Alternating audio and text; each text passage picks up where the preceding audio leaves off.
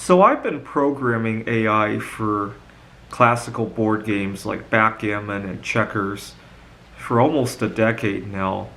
And one of my favorite pastimes is to think about how we can take some of those classical games and make them more complicated, right? Bigger boards, bigger variants, multiple players, right? So for backgammon, I've been thinking about increasing the board size so that there's 30 pips on each quarter of the board, and then you roll 30-sided die, multiple players, up to 6 players, among other things, right? The Japanese love this, by the way. Their national chess game called shogi traditionally played on a 9 by 9 board, but they have variations that are up to 36 by 36 with hundreds of pieces on each side.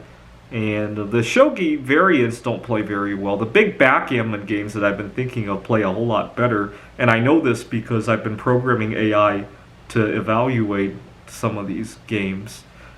Now, I recently learned how to play Yu-Gi-Oh, and I've been thinking about making a variation of Yu-Gi-Oh that is much bigger, using all of the cards that have ever been created for Yu-Gi-Oh. And I wanted to think about how I could how many cards I would have to buy before I had a good chance of having all of the cards ever printed, right? So over in Walmart, they sell them in booster packs of 25 cards each. And so I Googled how many Yu-Gi-Oh cards had ever been printed, and when I saw the number, I was like, forget it. Maybe I'll come up with interesting combinations. Maybe not all of them, right? And I mean, AI could probably handle it, but most people wouldn't be very interested if they could never see the same combination again, right? That they'll have to come up with ideas on the fly. But it was still nice to think about what it would look like. And then I thought about how many cards I would have to buy. When I Googled the number, it was about 10,000 different cards had ever been printed. And that's assuming that they still print them and sell them at Walmart, right? But if they did and it was roughly uniformly distributed, right, how many would I have to buy? And I knew the math behind it, but this guy explained it better than I could ever explain, right? I'll leave a link on the on my video. So assume there's only 50 different cards that could come up.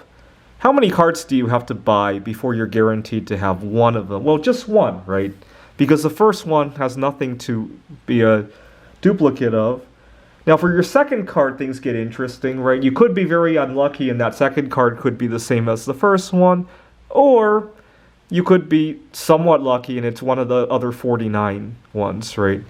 So on average, you have to buy 50 49ths of a card before you get a unique second card. For the third one, you need to buy on average 50 48ths cards, and so on until the very last one. Now you have one card out of the 50 that you want to buy. So on average, you have to buy 50 cards before you get that last one, right? With Yu-Gi-Oh, that very last card is 1 out of 10,000, right? You got to buy 10,000 cards before you see it, right?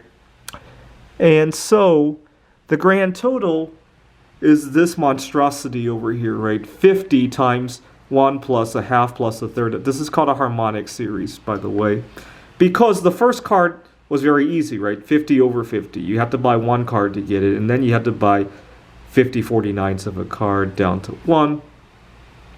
It turns out you can approximate harmonic series with natural logs, right? This is roughly natural log of 50. And so we go back to Yu-Gi-Oh, get out the calculator, you take 10,000, take the natural log of it, times 10,000. And this is approximately how many cards you have to buy to have a good chance of having all of the cards that have ever been printed for Yu-Gi-Oh! Now they come in blister packs of 25. That's how many packs you have to buy, and they sell for $6 at Walmart, right? So times 6, $22,000. So I guess I could take one of my 1,000-ounce silver bars, right? I bought one at the beginning of the pandemic. I paid about $15,000 for it at the time. I could sell it, and then I could buy enough Yu-Gi-Oh cards to collect the complete set. That's assuming that those cards are printed in even levels, right? Some of them are rarer than others, right? So it's going to take even more than that, right? But then as I thought about this problem some more, it dawned on me that part of the reason you had to buy 90,000 was that you could have a lot of duplicates, right? So it dawned on me that if I had the right connections that I could trade some of my cards with other people, I could probably buy closer to 10,000 cards, right? And it dawned on me the value of having networking with the right people, right? Obviously, collecting a copy of every different Yu-Gi-Oh card is a very, very unique goal in one person's life. Not very important in my opinion, right? But there are a lot of useful goals in one's life that the right network to exchange information could be very helpful, right? If you want to network with people to get into the right career, to find the right partner in life, to find out ways to improve your life, you get the idea, right? And in terms of collecting a set of all the Yu-Gi-Oh cards, it could save you 90% of the effort.